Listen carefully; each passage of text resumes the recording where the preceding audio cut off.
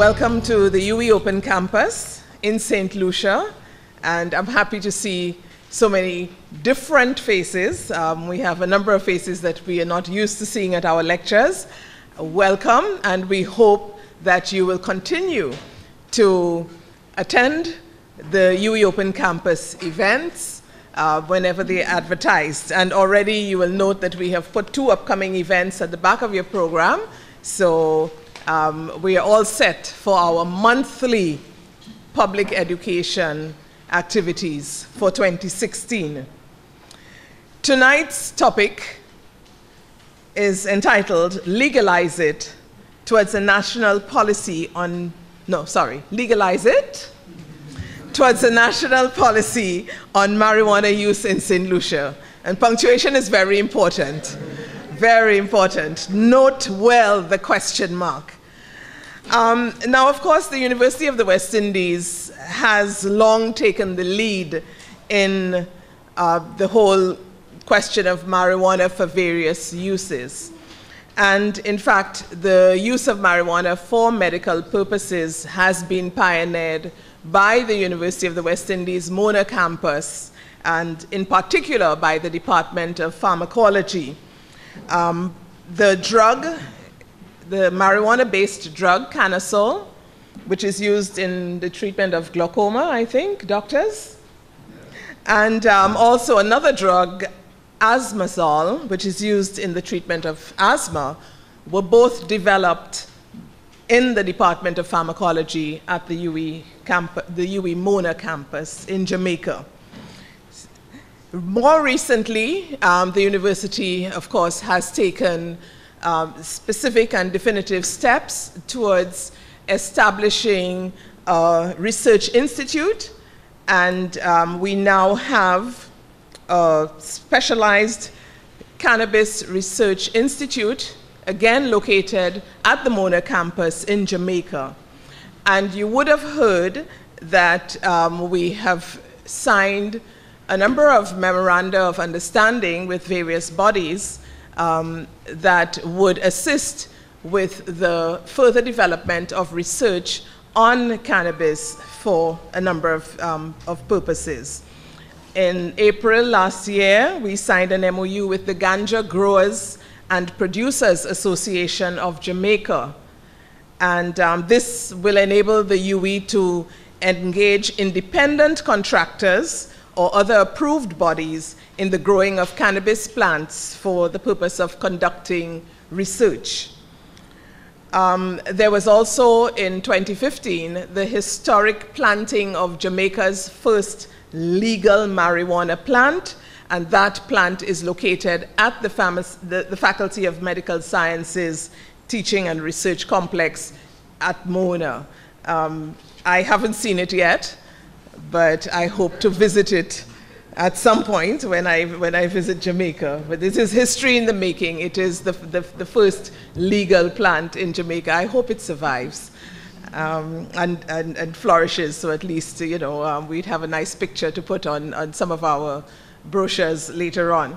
But I can assure you that the license, the UE is licensed to grow cannabis for research purposes in Jamaica, but that license does not extend to St. Lucia. So, unfortunately for some of us, but there are definitely no little plants, legal or otherwise, on this campus, but they are definitely legal in Jamaica for the University of the West Indies. So it puts us in a very interesting position, because it enables us to be able to lead the discussion, and that has been going on through the region. And perhaps we are a little tardy here in St. Lucia that we have not had that discussion yet, that public discussion on all the issues surrounding the cannabis plant, economic, health, and otherwise. So this evening is, I suppose, a historic evening for St. Lucia Open Campus, and we are hoping that the panelists' interventions will generate the kind of public discourse that we so badly need in St. Lucia, well-informed public discourse based on the presentation of various types of research, data, and so on, that can assist us in moving forward towards developing a policy or various policies. I don't know what will be developed eventually, but policy development always has to be undergirded by proper research, proper documentation, and discussion at a level that is outside the realm of emotion and politics and the usual things that seem to flourish in our society. So we hope that we have a very positive discussion and good interactions here this evening as we explore our topic. So without further ado, let me call on the chair, Mrs. Marcia Dola-Lashley, who is also the Vice President, Administration and Services of the Open Campus Regional Guild of Students. So she holds a very important position because our Open Campus Guild of Students numbers about 20,000. So she is a very important person in our community. Marcia? Allow me to introduce our panelists this evening. Dr. Gilbertha St. Rose is an integrative healthcare practitioner, a general practitioner, dermatologist, consultant, and medical herbalist. She is the managing director of Eden Herbs Creative Health Center and president of the Caribbean Association for Plant Science, Industry, Commerce, and Use in Medicine. Dr. St. Rose has been a physician for over 30 years, serving the people of St. Lucia. She is well placed on the Allied Health Council to promote alternative medicine, good practice, and also serves as the council representative on the St. Lucia Medical and Dental Council. She will be differentiating between hemp and marijuana and highlighting their cosmetic and nutritional uses. Dr. St. Rose, can you give them a wave for me, please?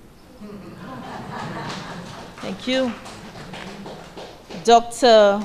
Marcus Day, Director, Caribbean Drug and Alcohol Research Institute, Co-Chair, Caribbean Vulnerable Communities Coalition, Founder and Coordinator, the Caribbean Harm Reduction Coalition, outspoken co-host of the popular talk show Bon Après-Midi Saint Lucie on W-Vent Radio, and a well-known advocate for the decriminalization of cannabis. And you need not know more, Dr. Day, just wait. He will speak, among other things, on the science that the positive effects of cannabis in the treatment of HIV. Dr. Lisa Charles completed her undergraduate degree in neurobiology in 1992 at Harvard University, Boston, Massachusetts. She then went on to complete her medical degree in 1996 at Harvard Medical School. After completing specialty training in emergency medicine at Harbor UCLA Medical Center in Los Angeles, California, May 2000. She returned to St. Lucia as head of department and A&E consultant at the Accident and Emergency at Victoria Hospital. In 2003, she moved to London, where she worked for 2 years as a clinical fellow and then consultant in the Accident and Emergency Department at Guy's and St. Thomas's NHS Trust. Returning to St. Lucia in 2006, where she resumed her duties as head of the A&E department. Dr. Charles? And maybe this one needs no introduction. Dr. Stephen King is a pathologist with over 25 years of experience in healthcare management and the delivery of health services. In his capacities as consultant pathologist and director of the National Ezra Lung Laboratory, Victoria Hospital, owner-director of Lab Services and Consultancies Limited, Tapion Hospital, Chief Medical Officer and ongoing advisor to the Ministry of Health, St. Lucia, Dr. King has significantly contributed to national and regional health systems development. His passion and dynamism is evident in the many national, regional, and international fora in which he has presented on health reform, health financing, and public health and laboratory issues, and in his work as lead author of the St. Lucia Health Sector Reform Proposals and the National Health Strategic Plan 2006-2011. His contribution to several other national health guidelines and policies is widely recognized.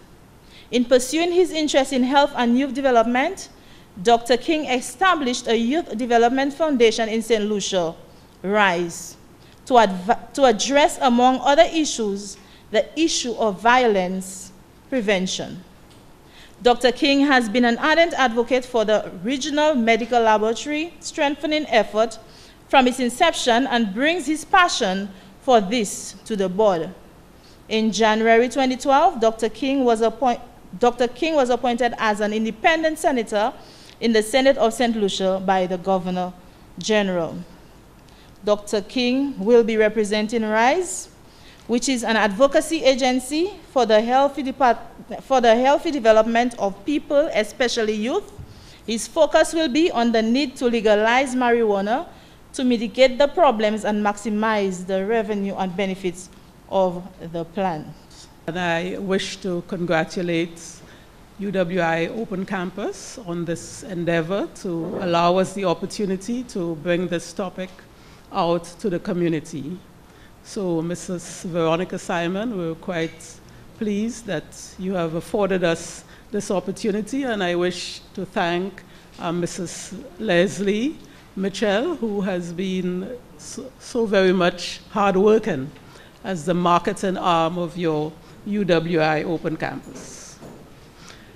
So I thought before we get into the whole issue of legalize it, we need to have a good idea of what we are legalizing. Because in talking to persons, I realized that there are lots of persons in all strata of our society who don't grasp the differences in the cannabis sativa. So this is why my presentation today is talking of the types of cannabis and the uses. So cannabis is a plant which has both male and female parts, and there are various species, 3 main species. You have the sativa, the indica, and the rudialis. And just some photos of what they look like and what the leaf of the cannabis plant looks like. And you saw a lot of that in your email as you heard of this session here.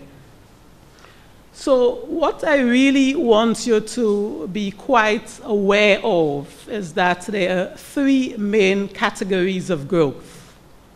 So although these 3 plants have the same name, cannabis, there are 3 main types. So you have the industrial hemp. So the industrial hemp, which is cultivated for the fiber and seed, low intoxicant, non-drug fiber, and has less than 0.02% of this THC. And there's the plant that's cultivated for the drug production, and these are the ones that are high intoxicants. And they're the escaped forms, which are either of the above types. So 3 main types of cannabis. The cannabis plant produces approximately 60 cannabinoids, but most are non-psychoactive. So tetrahydrocannabinol, THC, and cannabidiol, CBD, are the 2 most well-known cannabinoids. So THC is the main psychoactive ingredient in cannabis, and it causes the well-known high. So anytime somebody hears cannabis, marijuana, they start thinking of high, but it's because of the THC content, and this is in the drug type. So the THC is the main psychoactive ingredient in the cannabis plant and causes a well-known high. And the THC is present in amounts from negligible to 25%. And you will know that CBD, which is the cannabidiol, has a sedative effect. So no high from that. It has a sedative effect, but later you'll see how it has medicinal activity because of that effect. So in looking at the types of cannabis plants, they are categorized by their chemical phenotype or chemotype based on the overall amount of THC produced and on the ratio of THC to CBD. So that sounds like a lot of letters there, but I really want you to grasp that, because when we talk of medical marijuana, and now we're looking at the various strains, and those that have particular therapeutic effect, it's because of the categorization of the ratios of the THC and CBD. And the THC we saw was the part that has the drug and given the high, but just don't think of high, it's because it's a drug that has a therapeutic effect, and also the CBD, which has a sedative effect. So the chemical phenotype or chemotype, based on the overall amount of the THC and also the ratio, is very important to grasp. So let's talk about the non-drug plants, which is the hemp. And hemp, industrial hemp, as you can see, has 0.02% of the THC. So guess what? No high from using it. So you get zero high from using the hemp. And this is why it is called industrial. And it is used more for industrial purposes and also nutritional and cosmetic purposes. So the hemp seeds, as a health food, are very rich in essential fatty acids, amino acids, vitamins, and minerals. And isn't this a great thing, that we have a seed from the hemp plant, which is so rich in all the amino acids. So it's a complete protein. For us vegetarians, we hail it. So it is a whole food in that it has the amino acids, it has essential fatty acids, and it also has vitamins and minerals. Please note that hemp milk is a milk substitute made from the hemp seeds, and it is dairy-free and gluten-free. And in my practice, and for those of you who are aware of healthy factors, you realize that a lot of people are allergic to dairy products and a lot are gluten-sensitive and not even aware of it. So, hail again to our hemp, from which you can get hemp milk, which will be dairy-free and gluten-free. And this is gold for us.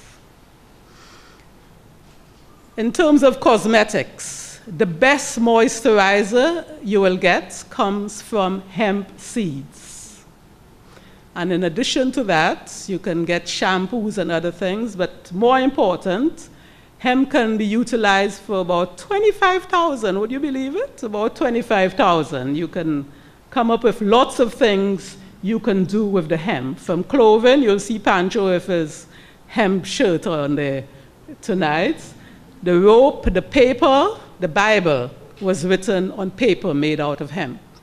And the good thing about the fiber and the paper and the materials produced from the hemp is that they have built-in insecticidal properties. So whereas you will get your wood and you have to treat it, the good Lord has given us a fiber which is already treated with anti-insecticidal properties. So there you are.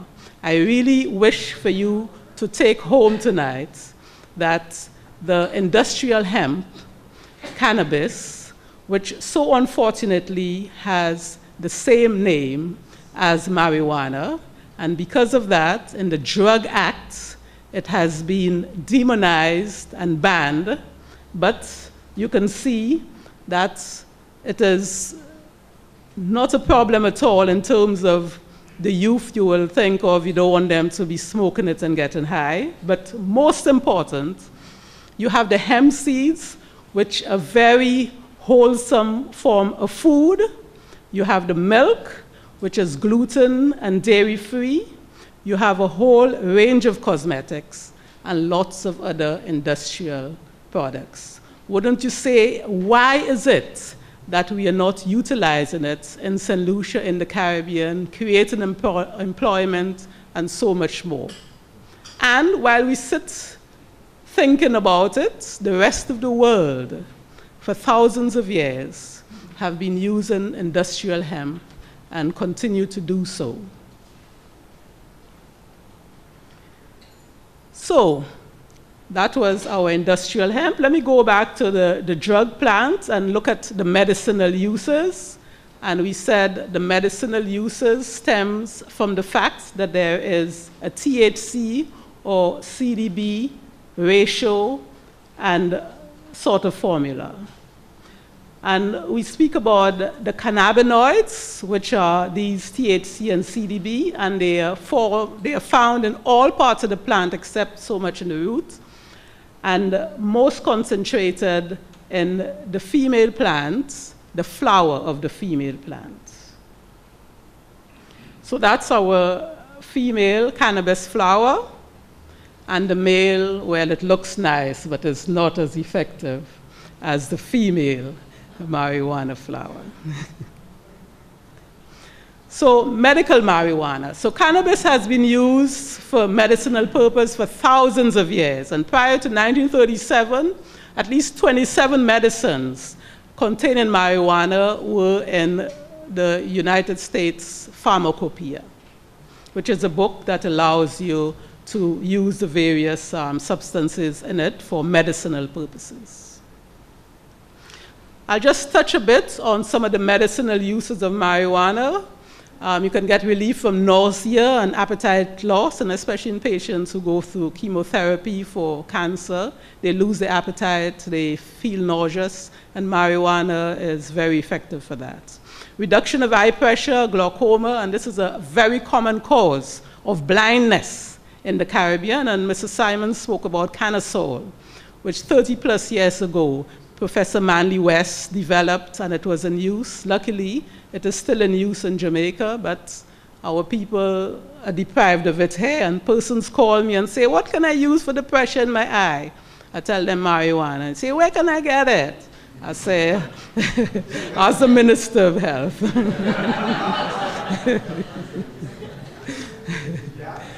You can get relief from chronic pain, and there's some pain that it's very difficult to get rid of, especially the nerve-type pain caused from injury.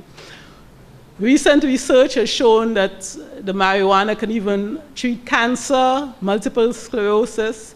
You probably heard about the cases of epilepsy that's resistant to all of the treatments, and marijuana came to the rescue.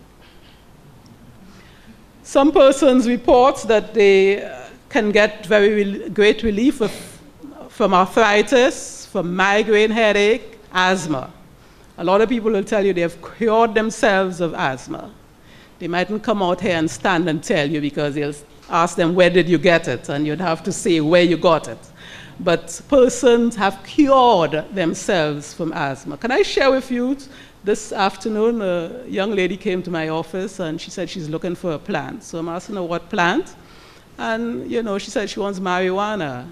She had asthma a long time ago, but now it seems like it's coming back, so she wants some marijuana. I say, well, I don't have it here. I shouldn't have it here because it's illegal. But there are lots of cases that persons have cured themselves by drinking the marijuana. And like Mr. Simon told you, there was asthma which was developed, and it's an inhaler, and that was for asthma. Menstrual cramps, alcohol and opiate addiction, and Dr. Day will tell you how persons who are addicted can be weaned off their addiction by using marijuana. And in that case, they probably won't be giving them so much of the high. They might give them the more sedative CBD, but you have to use a particular strain. Depression. Some people need a lift, don't you think? There are some people who want a high. So in persons who are depressed, you know, you look at the underlying cause, but probably just a little high will get them going. And depression can be treated with marijuana. Now we know that certain psychiatric conditions, so our psychiatrists will tell you they have patients come into wellness center and they've gone off, but some of them who are in psychiatric states can be managed in certain institutions with the marijuana using the right strain. And of course, there are some debilitating mood disorders that have been shown to be helped with the marijuana. I just want to go back on another, and Dr. Charles will be talking about chronic obstructive airways disease. And she will tell you how there have been the reporting of cases where young persons have been using the marijuana with tobacco, and now they have very great difficulty breathing, chronic obstructive airways disease.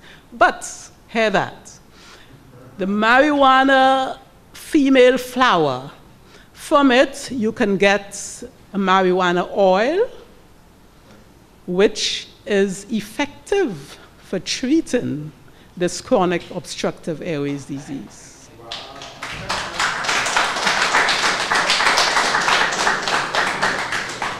And guess why? You know, the cannabis oil, that marijuana oil, is very rich in anti-inflammatory activities, and it's also good as a bronchodilator to open up the passages. So we have a problem, but in looking at this problem, we have the solution there. So we have to use what we think is the problem to solve it. So let me just talk a bit of the various ways you can use the marijuana smoking. And we know smoking is not good for your health and you might have problems, but you know, the Rastas know that, and they use the chalice where you cool the smoke as it comes through before it gets into the lung, and that is called the water pipe or chalice. And now there is the new way of getting the smoke into the lungs, which is called vaporization. And now you'll hear about people vaping. And the science behind vaporization is that the cannabis, you know, it's heated up to a temperature, and at that particular temperature, you do not have these noxious gases emitted. So you'll get the positive, good effects from that particular smoke without the noxious gases. So vaporization, if you really want to get, you know, your cannabis, your marijuana in through the lungs, then vaporization is a safer way. And in terms of what we call onset of action, now, you know, if somebody's vomiting, you don't want to give them something to drink, they might vomit it. So, you know, the more effective way is to give them something to inhale. And if you want a quicker effect, you get it straight into the lungs, you get it absorbed into the bloodstream, so sometimes you don't want to wait too long. And even when you use other things like the pills and so, it takes a longer time. So vaporization has its effect, and this is another take home for you, that this is another way of administering your therapeutic or medicinal cannabis.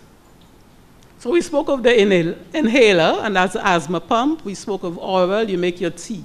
A lot of people like to make their tea. Infusion, that's how you make a cup of tea. Tinctures and extracts, you can put it in a liquid to extract the ingredients. And there are pills. There's also a sublingual spray that is used on the tongue, very expensive, called Sativix.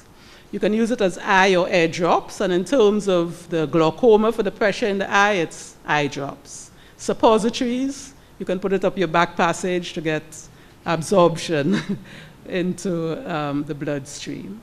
And of course, there are patches and creams and gels and the shampoos and the oils. So there are lots of ways to administer your cannabis, and in this case, the medical cannabis, which is the marijuana, for your therapeutic effects.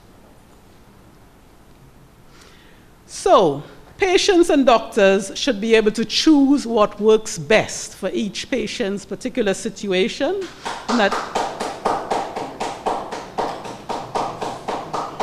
and at this point, in formulating policies, it will be very important to train our healthcare professionals so they know about medical marijuana, so they know, what to give, how to give it.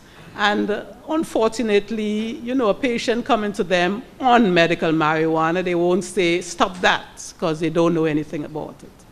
So part of, doctors being able to advise patients is that they need to be trained. It's very sad. So people currently suffering from any of the conditions mentioned above, for whom legal medical options have proven unsafe or ineffective, have two options.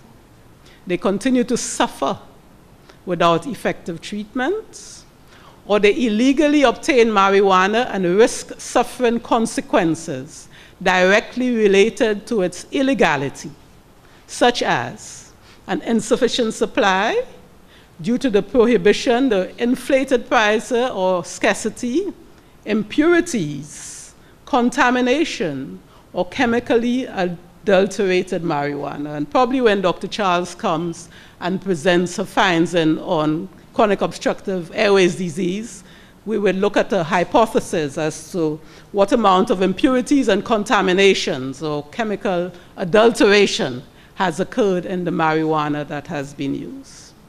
So persons are arrested, they're sent to court as criminals. Sick in jail, it happens, because they are banned from using what was good for them. Help us to help you. We have a cannabis movement, and here today you will see Pancho, the Caries. Everybody knows Pancho. And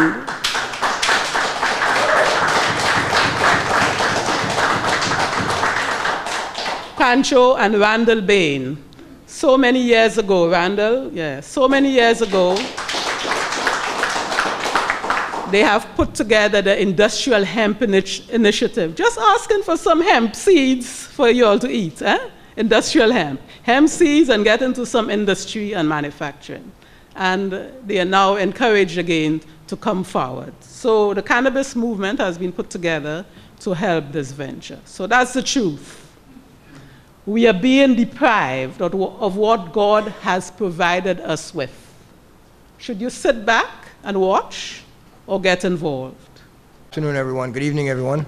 It's very nice to be here and be on part of such an illustrious panel. I'm not a physician. I'm the only person who's not a physician up here. I'm a research scientist. Most of my work over the last 20 years has been around HIV and actually the sexual transmission of HIV among people who use drugs. I've probably spent, I don't know how much time, but I think individually, I've probably interviewed about 250 people who are homeless, who smoke crack, and many of them have HIV, and asked a number of questions, many of it not relating to HIV issues. And so over the years, I've been able to tease out some other data through secondary analysis. Just, to go through this today, the endocannabinoid system is a very new discovery. It's basically at the end of the 20th century.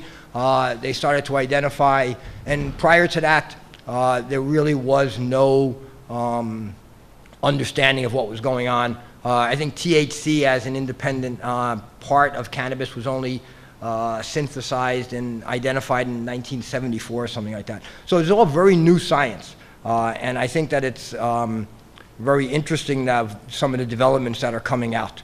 I'm just going to blow through this really quick. So activation of the CB1 cannabis, CB1, CB2 receptors, right?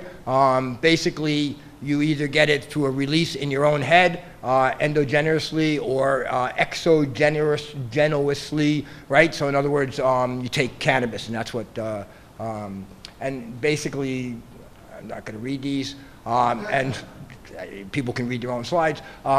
These are some of the medications that have been synthesized out of cannabis. Basically, Dr. Senrose was basically talking about some of that. So we have a history of using cannabis in the pharmacological industry for extracts.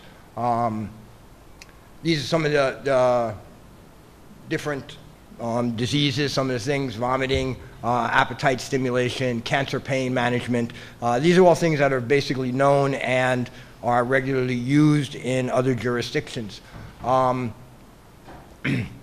These are some of the other areas. I mean, it's incredible, right?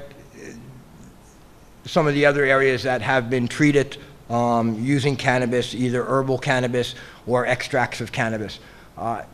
There's science on all of this. The fact of the matter is, what we're battling here is not the science, it's not the evidence, it's the ideology. It's 40 years of an anti-drug ideology, perpetrated mostly by the United States, mostly through the National Institutes of Health, following a political agenda. It's fascinating that in 40 years, every research project that was written for NIDA or NIH had to be written in a way to demonstrate the most negative consequences of cannabis. And out of that 40 years of research, over and over again, positive effects were shown when research was designed to demonstrate negatives. That in itself, I think, is an amazing testimony to the benefits of cannabis. Okay, this to me, this research here, this one in 2013, to me was life-changing, actually.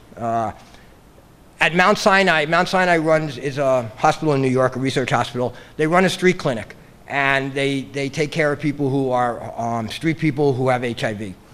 And they, in their course of their clinical work, and this is why clinical work, and this is the work that that Dr. Charles is doing is so important, because this is the beginning of identifying an issue. And then from that clinical work, people like me come in and actually do some research, right? And so what was found at the clinic was there were a number of patients who were HIV positive. They had been HIV positive for more than 10 years, and their CD4 counts, an indication of how sick they are with HIV, were still over 1,000. People without HIV, maybe your CD4 counts are 1,600, 1,500. If you're infected with HIV, as the HIV starts to take over your cells, your CD4 count, which you can think of as like your white blood cells fighting the disease, right, starts to diminish. Your body tries to fight it, but it doesn't. Eventually you lose, and that's when you get advanced HIV disease, or what we normally call AIDS, and then some opportunistic infection takes you out, basically. They found people who were infected with HIV for more than 10 years whose CD4 counts were still over 1,000, and they didn't understand why. And so the first thing you do in public health is you develop a questionnaire and you ask people a whole bunch of questions. And what they found was a commonality among all these patients who were using cannabis. At that point, the research hospital kicked in, and they wanted to know why. They wanted to know more than just the fact that people were using cannabis and they were not progressing to late stages HIV as quickly as other patients. And so they went down to the cellular level. And what they found was the CB2 receptor was actually taking up an element of cannabis, a CBN, and it was blocking the receptor, so that when the HIV would spread from cell to cell, it would not bond to a receptor that was already filled with the CBN, and therefore it blocked viral uptake in that cell. So what they found was, through looking at this mechanism, what they found was that what they could say was that people who used cannabis who were HIV positive, treatment naive, which means they had not yet started to use antiretroviral therapy, were not progressing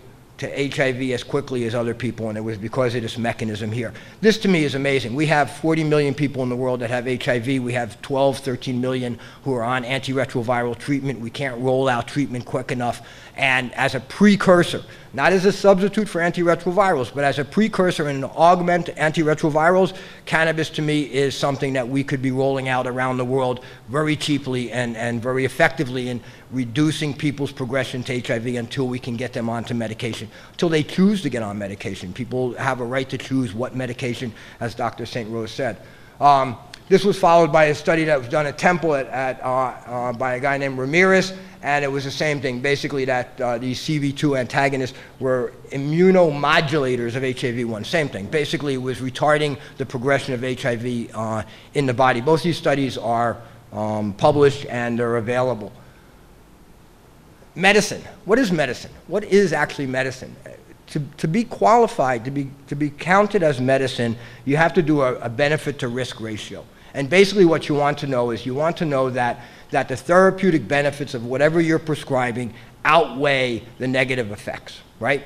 I call your attention to any television pharmaceutical ad, and you watch this commercial, halfway through it, the sound changes, the voice changes, the lovely thing changes, and they give you the side effects. And every pharmaceutical has side effects. Everyone does, including aspirin and paracetamol, right? Are the benefits greater than the side effects? If that's the case, then we can use it as medicine. And I give you that definition because I want to talk about this. This was just published on February 1st. Cardia was a 25-year study. It was a heart study. Similar to the work that I've done where we collect 200 questions on a questionnaire and then you start to sort it out. Cardia collected a huge amount of data which in jurisdictions that are scientifically friendly, they allow people to analyze their data. So the Cardia data is available. These scientists, Reto Auer and his team went through this research. It's 25 years of data, and at year 25, they administered these 3 tests to a sample. The original sample was about 5,100. There was about 3,100 people who had reported some cannabis use sometime in their lives, including about 300 that were current cannabis users. In this study, the current cannabis users were excluded, and it was just a history of cannabis use.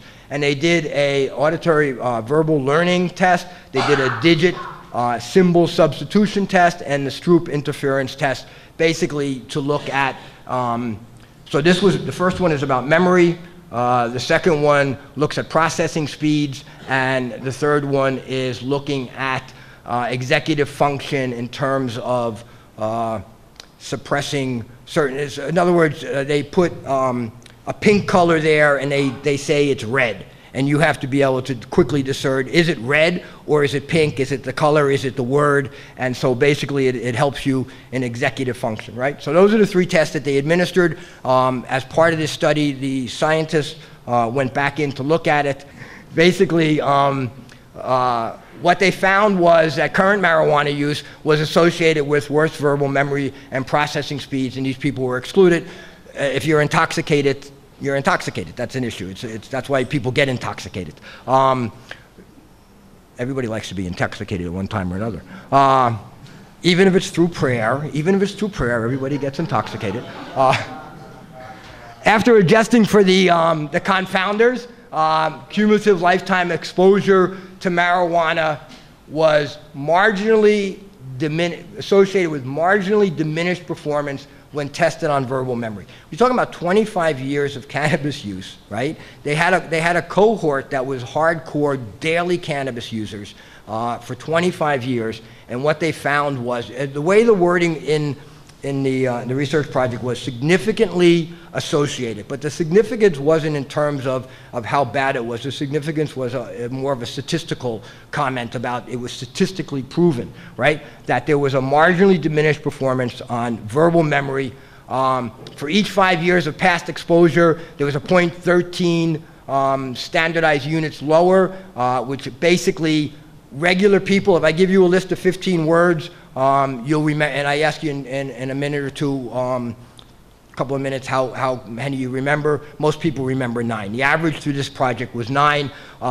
People at 5 years of 5 cannabis years. So they actually came up with a new measure, which is basically how many cannabis years you smoke, and they consider smoking every day for 1 year to be 1 cannabis year. So if you smoke every Friday night for 1 year, you have to do that for 7 years to have 1 cannabis year, right? So that's how they did the measurement to average everybody out. 5 years of recall, they averaged 8.5 words, and they basically said that there was a half a word lost at every 5 years of regular daily cannabis smoke, right? And none. This is incredible. This is incredible. 25 years of regular cannabis smoke, and there was no demonstrated association with lower executive function or processing speed. To me, the reason I gave you the definition of medicine is because this research here, to me, demonstrates the efficacy of using cannabis with the minimal amount of negative side effects. And I think that this is, to me, this is the game changer. This piece of research just came out less than 2-3 weeks ago.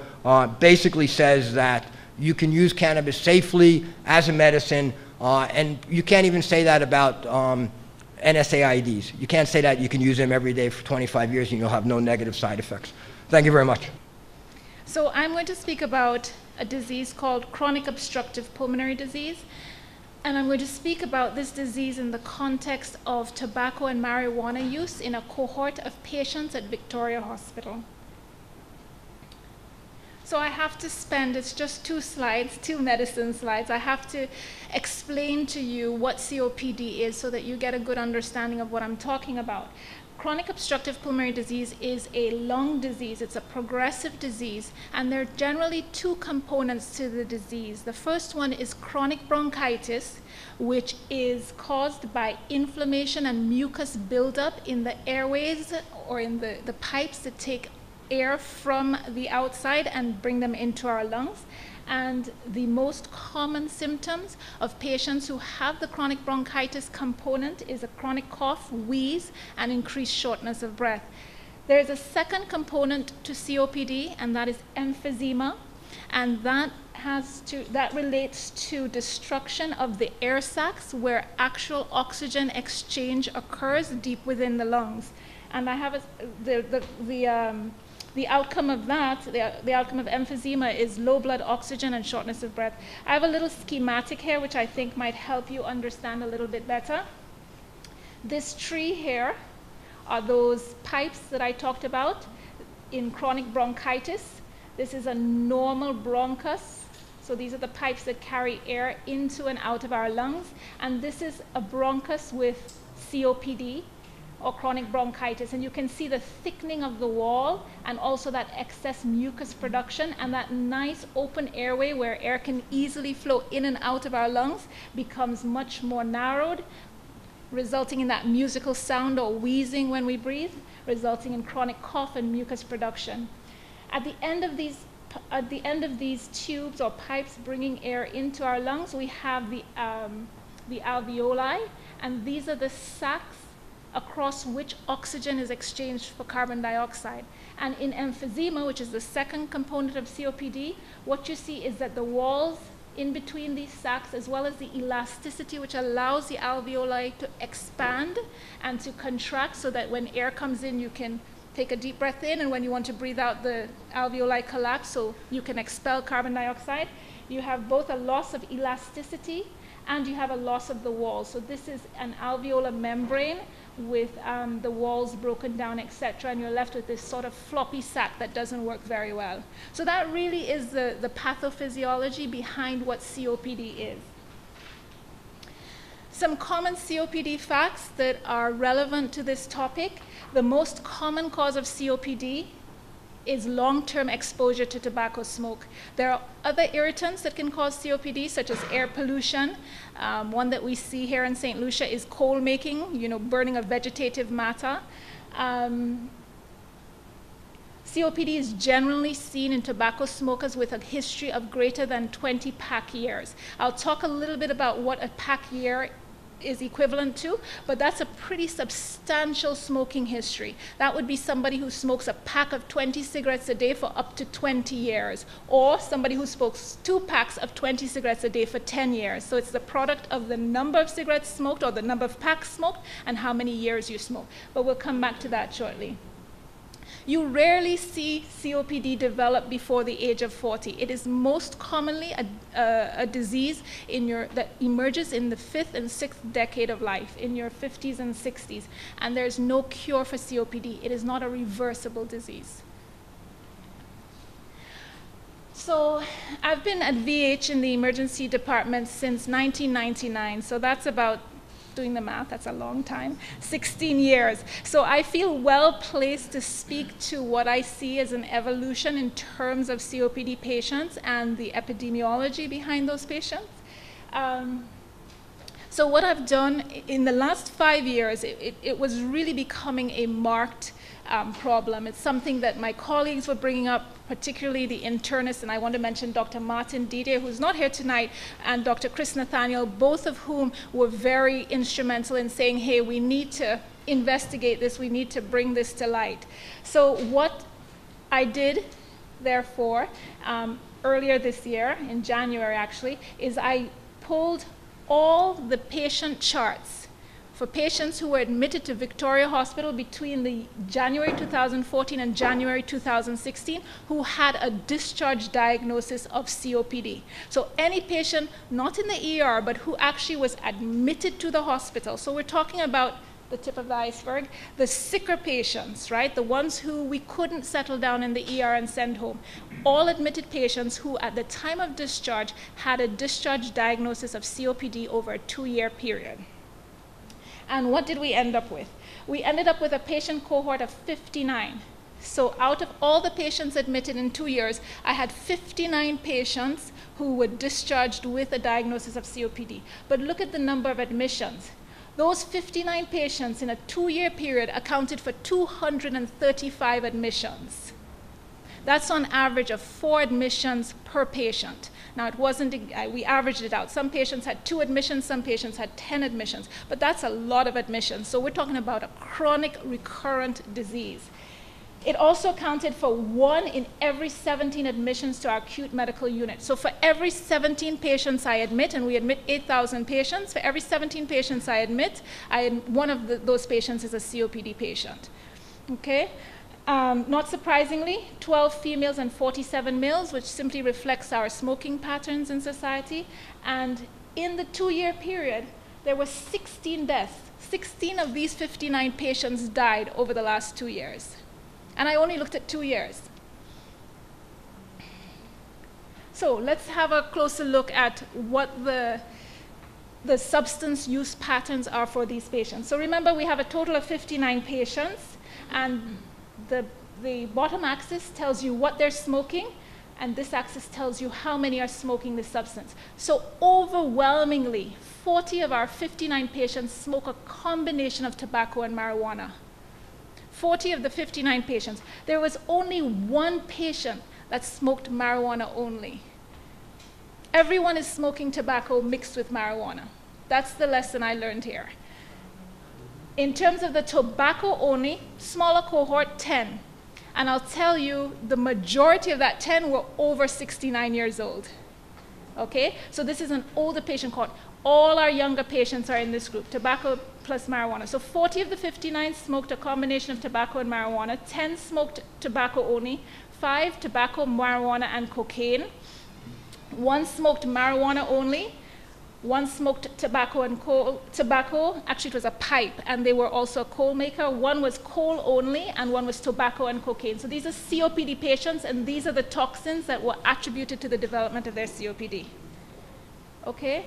So moving along, I wanted to look at the ages. So this is the age of the patients, of the 59 patients, as of 2016 when I did the study. So 10 of the patients diagnosed with COPD, 10 of the 59 were under 39, were 39 or less in terms of years, age. That is extremely young. If you remember from the COPD facts slide, it says that it's really rare to get COPD under the age of 40.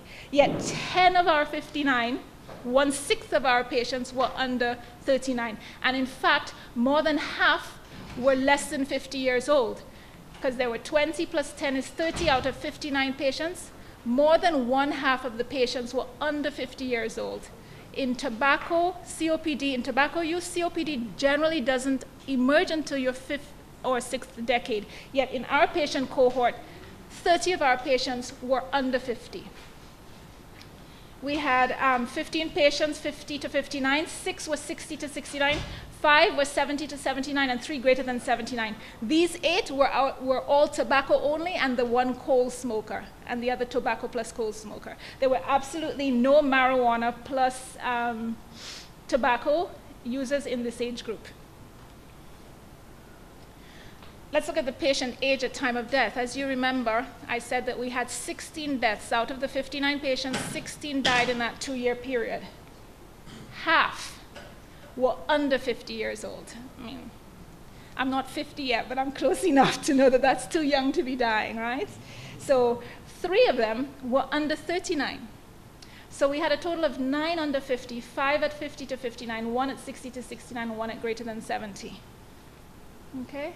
So how much are our patients smoking? How much are the patients that are admitted to Victoria Hospital smoking? So I want to go, Dr. Day said it's a pretty new concept. It's not. A joint year is how we measure smoking of marijuana in the medical community, because we need to be able to standardize things, and that's a good way of standardizing. So 1 joint year is equivalent to smoking 1 joint per day for 1 year. So 2 joint years could be that you smoke 2 joints per day for 1 year. 2 times 1 is 2. Or you smoke 1 joint per day for 2 years. A 20 joint year history could be that you smoke 2 joints per day for 10 years, or 20 joints per day for 1 year. As long as the product of the number of joints smoked and the number of years smoked is equal to that number. That's, okay, does everyone understand that concept? No? Yes? Okay, the pack year history is used for tobacco, and it's a similar concept, but this time it's one pack year is equivalent to 1 pack of 20 cigarettes. A lot of people say they smoke a pack and it's 10 cigarettes, but a pack year talks about a pack of 20. 1 pack of 20 cigarettes per day for 1 year. So again, a 20 pack year history could be 2 packs a day for 10 years, or 5 packs per day for 4 years, whatever combination of packs smoked per day and number of years that gives you 20, okay? So this is what our COPD patients that are admitted to VH, these are the numbers we're talking about. In our tobacco plus marijuana users, on average, there is a 126 joint year history. I'm sure a lot of you are doing the math in your head right now for your histories, but 126 joint year. That actually was mostly equivalent to 5 joints for about 20 years. Because remember, we're going to talk about how long it takes COPD to develop. These patients are coming in after 20, 25, 30 years of use. So a 126 joint year history was the average that we saw in our admitted patients who used tobacco plus marijuana. And again, it translated primarily to about 5 to 6 joints for 20 years. That same group, the tobacco plus marijuana users, had about a 14, actually it was a little less. There was 1 or 2 that really threw the number off. So I want to say it was, but to be fair, I used the average, but I want to say it was more around 10 pack year history. And remember, because we're talking about 20 years of use, that's about a half pack a day. Now let me tell you how I calculated that, because that's important, because I think it's even less than that. When someone gives a history that they mixed tobacco and marijuana, I gave the benefit of the doubt to the tobacco, and I assumed that the amount of tobacco that they put in a single joint, so if they told me they smoked 5 joints a day, I made that equivalent to 5 joints plus 5 tobacco cigarettes. You understand? I do not know how much each person mixed with their joint, but I skewed it to the higher end and assumed it was about an entire cigarette per joint. Okay? So again, I think this is even less than 14 pack. I think the majority of it is marijuana, and we're looking at somewhere around a 10 pack year history. Look at our tobacco only users, almost double. If you're smoking tobacco only, you tend to smoke a lot more. 26-pack year history, that translated to about 1 pack of 20 every year for about 25 years, okay? So before we move on to more statistics, because I think it's very interesting stuff, but I just want to speak very quickly about a complication of COPD called cor pulmonale or pulmonary hypertension. Patients who have chronically low oxygen saturations damage the arteries in their lungs. Low oxygen in your blood leads to damage of your arteries in your lung, and the damage is constriction. So the arteries get narrower and narrower and narrower, and it becomes more and more difficult for blood to flow through those narrowed pipes. If you think of it as pipes, the more sediment you have in your pipe, the more pressure that water will flow under because the pipe is narrower, and that's called pulmonary hypertension. So low oxygen levels in the blood, which is caused by COPD because of the pathophysiology we talked about. You remember the narrowing of those airways that bring air into the lungs, as well as the destruction of your alveoli where oxygen exchange happens. So with COPD, you have very low oxygen levels, damages the arteries in your lungs, results in increased pressure within the arteries in the lungs, and that's called pulmonary hypertension.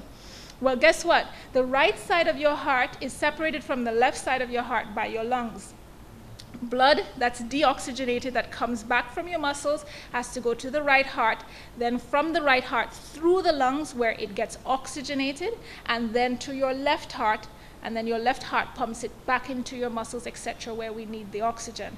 So if your lungs are full of these high pressure arteries, what happens to that poor right pump that's pumping against this increased pressure? It starts to dilate because it can't get the blood through. And that dilation and that force of pumping against that high pressure in your lungs causes that right heart to actually dilate and become floppy and very ineffective. And the consequence is right-sided heart failure, which means that if you can't get the blood to go forward through your lungs to your left heart to the rest, it starts to back up. So it backs up into your liver and it backs up into your legs, and you get heart failure, fluid overload. The ultimate consequence is a worsening shortness of breath and fluid buildup in the body. So I apologize for that. That's a lot of medicine, but it's important because of this slide. We spoke about the 16 deaths over the 2-year period, right? So COPD deaths, I just wanted to highlight that cor pulmonale, or right heart failure, was diagnosed in 11 of those 16 deaths. So we know that right heart failure is a harbinger for death, correct? So and look at the groups we had it in. It's in our younger groups. So in the 3 patients who were under 39 who died, 1 of them had COPD plus cor pulmonale. The other 2 just had COPD. In the 6 patients between 40 and 49, all 6 patients had COPD and all 6 patients had heart failure. In the 50 to 59 group, the 5 patients who had COPD, 5 patients had COPD, 4 of them had heart failure. So we know that there is a link between heart failure and death. So this brings me to this slide. If we go all the way back and break our 59 patients into what they're using and the number that are using that substance. In the tobacco and marijuana group, remember we said 40 of our 59 patients admitted smoke tobacco plus marijuana. 17, almost half of those patients already have right-sided heart failure. Okay? Some of those are dead. Some of those 17 are included in the deaths. But half of those patients already have heart failure, as opposed to the tobacco group, where only 1 of the 10, or 10%, had heart failure. There is a 4 times more likelihood, you're 4 times more likely to have cor pulmonale, which we know leads to death, if you smoke the combination of tobacco and marijuana, as opposed to the patients who smoke tobacco only. Does everyone get that? That's a really important concept. So it's much more common to see right-sided heart failure in that group who smokes the combination than in tobacco only. Our 1 marijuana only patient, unfortunately, is not going to give me a lot of statistical support because it's only 1 patient, but they did not have cor pulmonale. And our cocaine users definitely had an increased incidence, okay? All right, so I wanted to talk briefly about the onset of COPD in relation to the substance use. Remember, all the literature so far that looks at tobacco and COPD says you don't get COPD under the age of 40, and you usually develop it in your 5th and 6th decade of life. But when we look at our patients, let me pull back for a second. I wanted to speak to not only the age at which they're developing COPD, but the years to COPD diagnosis from smoking onset. So if you look at the tobacco and marijuana group, if this is age 0 at birth, yeah, the number of years before you develop COPD is 27 years. So we've already said, and I'm going to talk to you in a little while, that the average commencement of smoking is at around 16 years of age. So the time to onset of symptoms in our tobacco and marijuana users is 27 years. Look at tobacco sorry, let me pull back one more time. Years to COPD diagnosis from smoking onset. So this time 0 is when you started smoking. Thank you, sorry. So you start smoking here. How many years does it take for you to develop your first signs of COPD, for you to come in with shortness of breath to the hospital and require admission? So not just coming to the ER and getting treated and going on, but when do you become significantly sick that you actually need to be admitted to the hospital? Apologies again, I misread that slide. So this is when I start smoking. It takes our tobacco plus marijuana smokers about 27 years before their first admission. Look at in the tobacco only, 37 years, a difference of 10 years. So in the tobacco plus marijuana smoking group, they are actually having onset of COPD a full 10 years earlier than the tobacco only group. What is really, really interesting about this is, remember, we said in the tobacco plus marijuana group, they're actually using a lot less tobacco. So they should be presenting a lot later, but they're not. So your tobacco only, and this is incorrect, that should say tobacco only, not marijuana only. So this is tobacco and marijuana, and this is our tobacco only group. In the tobacco only group, I said they smoke about 26 pack years. In the tobacco plus marijuana group, they smoke much less, 14 pack years. But when you look at how quickly they're coming into the hospital with severe disease, the ones who are smoking less tobacco, but mixing it with marijuana, are coming in 10 years earlier than our tobacco-only group that is smoking a lot more tobacco. So they're smoking less tobacco, but they're coming in with much more significant disease at an earlier age. So there's something about that combination of tobacco and marijuana that is making the tobacco or the marijuana even more poisonous to the lungs. I don't know, I haven't done this test yet.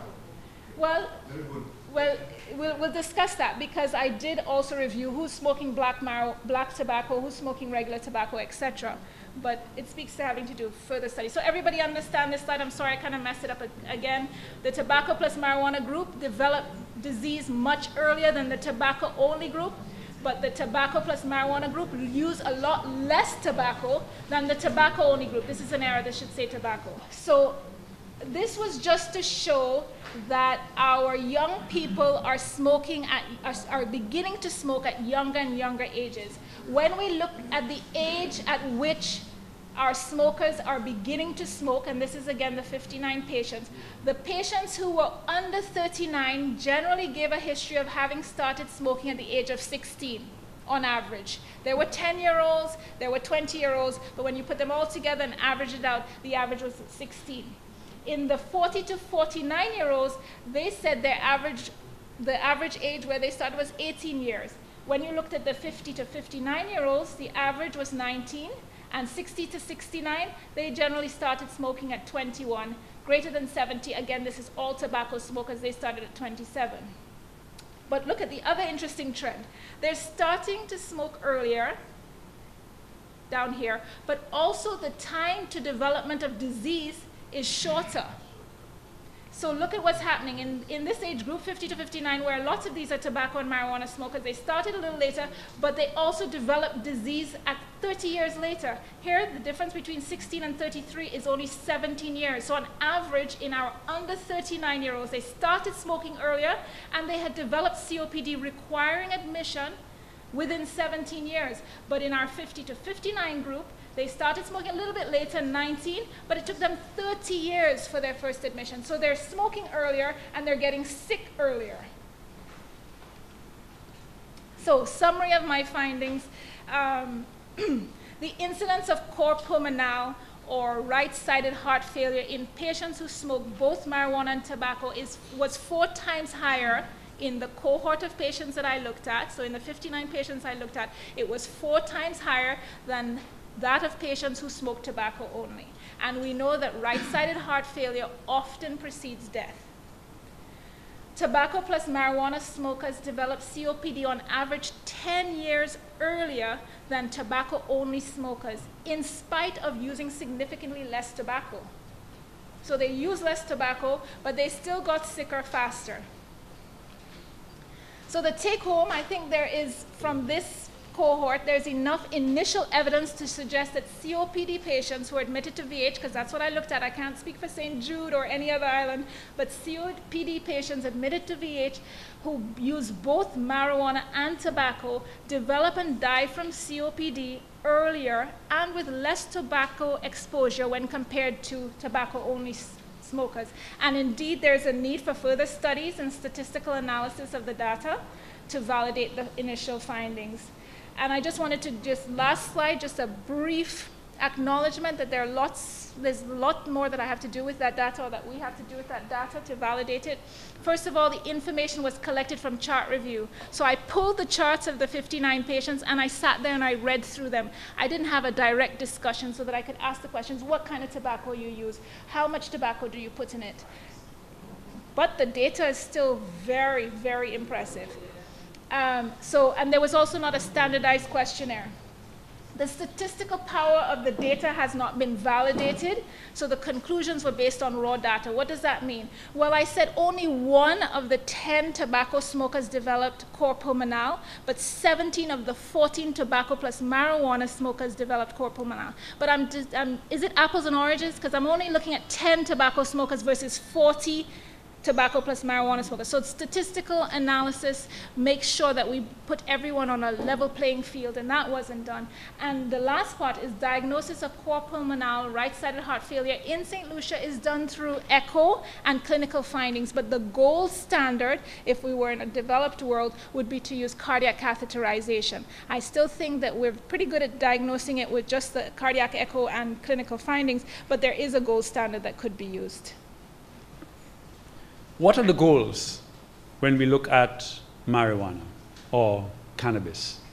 What should a society want to achieve from that resource that we have? What should we want to mitigate and protect?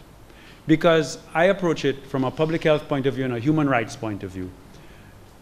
And my problem with the existing system, the present scenario, is one of a criminal justice approach to marijuana control, as it is called, or cannabis control. And what is the impact of that? Let's look at the present situation. The St. Lucian statistics, a number of studies, 22% of school youth reported they use marijuana. Marijuana prevalence in the 13 to 17 by the CCAD study, 33% overall, males 33%, females 20%. The World Drug Report 2014, use in St. Lucia, 11%. Cannabis use is widespread. It's normative in significant populations in our society. Our present situation is that if we were to apply our law equitably, we would not have space in our jails. So clearly, our system is not working. Lisa presented statistics which have showed us that our young people, because they're young people, are dying from mixing tobacco and marijuana. I can tell you from a RISE point of view, going through the communities, I tell the youth, don't mix. If you want to smoke your marijuana, smoke it by itself. Don't smoke it with tobacco. Right? I get criticized for that message for the simple reason that it says you're supporting smoking. I'm not supporting smoking. I am saying don't smoke tobacco and marijuana because it's dangerous and I think it's synergistic. And we'll come back to that. So, to me, what can we do to move forward? What is the socioeconomic effect of the present law. Criminalization of people, especially young people. Corruption, because there's money in this, and because it's illegal, there's corruption of officials. There's unregulated consumption, and that unregulated consumption includes the quality of the drug.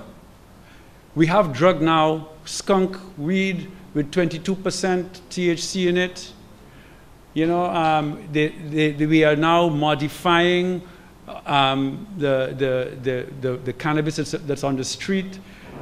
It's being GMO'd in certain parts of the world to increase the THC. High potency THC cannabis is associated with more problems.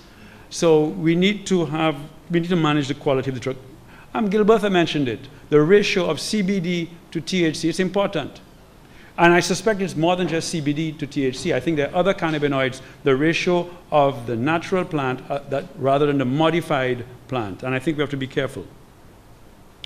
The mixing of the drug we spoke about. But the mixing is not merely tobacco. It's mixed with cocaine too.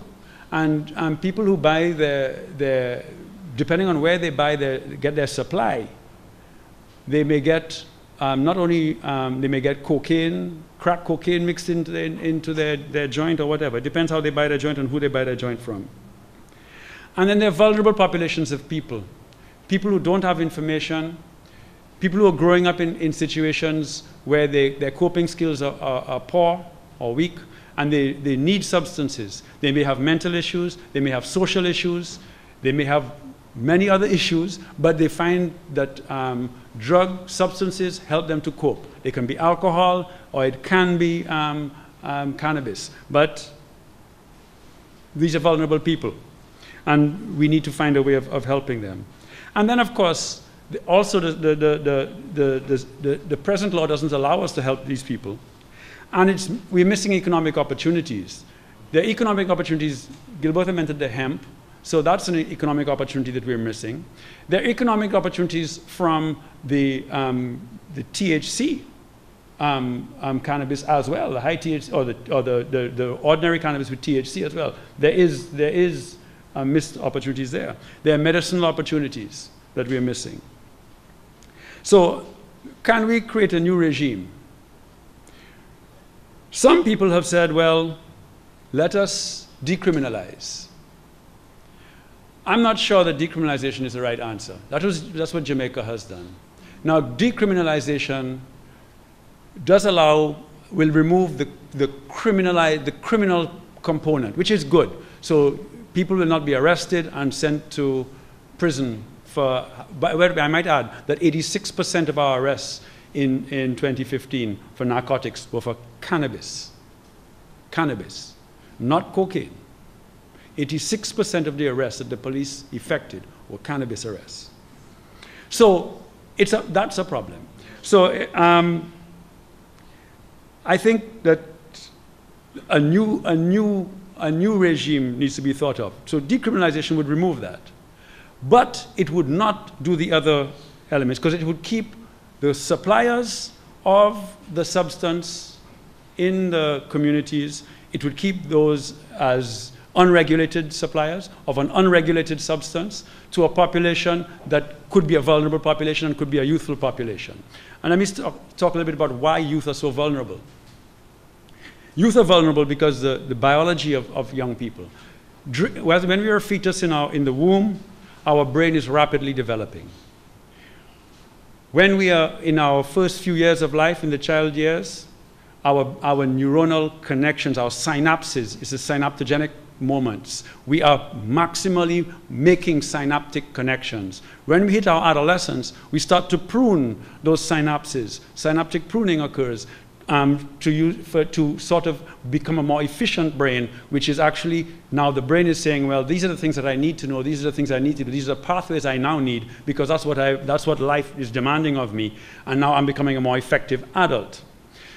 You would appreciate that the cannabinoids, and Dr. Day put up the CB1 and CB2, cannabinoids are neuronal modulators. They modulate the synapses in our brain. And depending on how many CB receptors we have here and there, depending on which neuron, it will modulate it differently. But the point is, there's modulation going on. I have a problem with exposing a fetal brain or a child's brain or an adolescent brain to exogenous cannabinoids. I think that's dangerous. Because when you are undergoing neuronal modification, you should not be exposed to cannabinoids, in my view. Now that means that I think up to age 21, you probably should not smoke cannabis, or you should not drink cannabis, vaporize cannabis, or chalice cannabis. You shouldn't use it at all. So, decriminalization would not address that. Decriminalization, to me, would not truly allow the economic benefits for farmers and suppliers and manufacturing to truly do what can be done. The power of it would not be realized. So I think a legal environment is a much better one. I think a legal environment allows us to control it. It allows us to find a way of set a regime where youth should not smoke. And if you supply to a youth, that's an offense. That the drug supply is regulated, so we know what the THC in the drug is. We know how it's being used. Also, it allows us to license farmers to grow various types of cannabis, from hemp to THC cannabis. It allows us to create a research and pharmaceutical industry, as well as all the other spin-off industries that come from the hemp and the other cannabis plants. So I think that a fully legal environment is a better way to go. In addition, when you've gone past 21 or 25, in my view, you've now, in the human rights, you're now an autonomous individual. You have autonomy. If you want to use your cannabis, then as far as I'm concerned, that is your business. That's not the state's business. However, what the state should be doing, from the tax revenues that a legal environment could allow us to generate for the government, what that generation, or that money that's generated, should be used for public education. It should be used for research. So I can see that people who are well informed, who understand what they are doing, would make wise choices in their best interest. That is autonomy. And wise choices come from you being fully informed.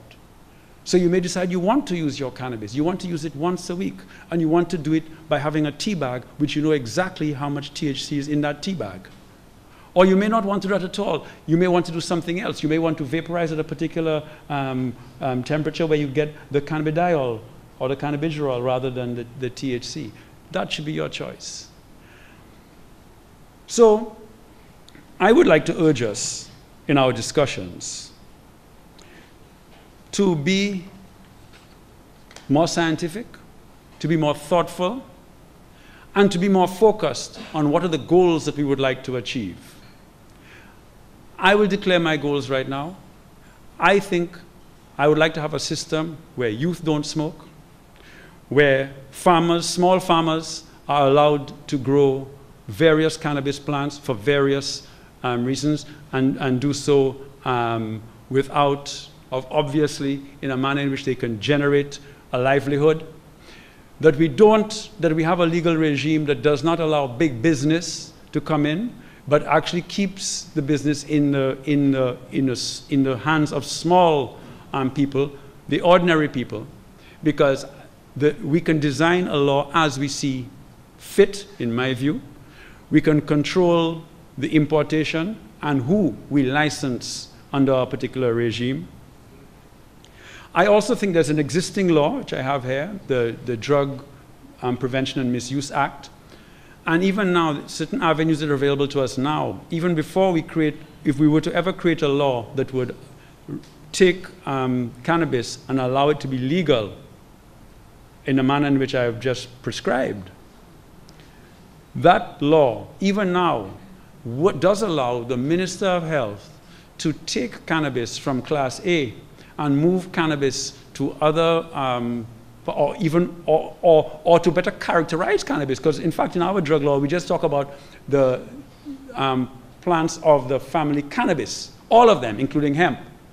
The Minister of Health could actually bring to Parliament an amendment which could take hemp out and move hemp completely out of drug control and make it a plant that can be used for industrial uses, because it is not, as we know, it's not a drug, as per the definition of a drug, because it has no psychoactive effect.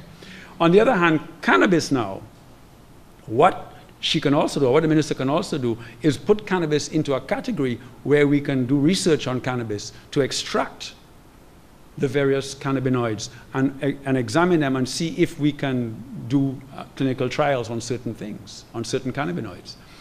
Whether we have that capacity in St. Lucia or not is debatable. Whether we can import that capacity and do it as a clinical trial here and see what we can do to find cannabinoids that are useful for various ailments.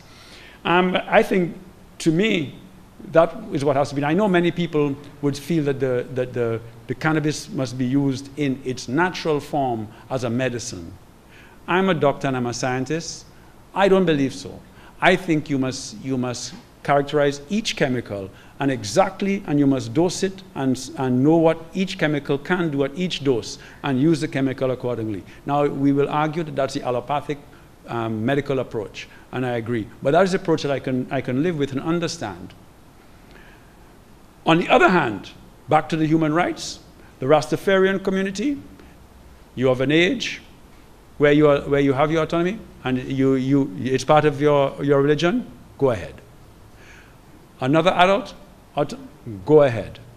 However, there'll be rules as to how, and the law would prescribe how. Not in public places, not in front of here, not there, and so on and so forth, as the case may be.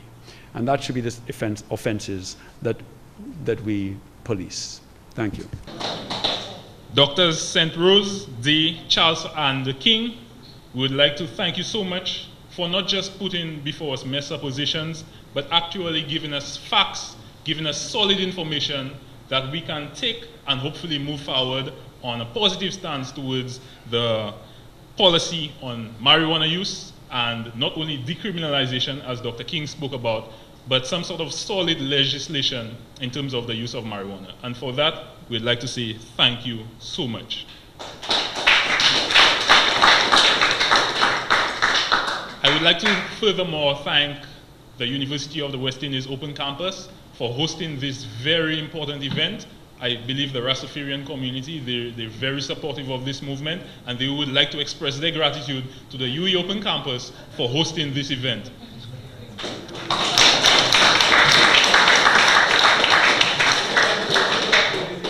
So to all the organizers, all the persons working in the background, we'd like to say thank you. To Dr. Simon, who gave you a warm welcome earlier, I would like to cordially thank also Madam Chair, Ms. Marcia Dolo Lashley. I would like to express my thanks to you as well.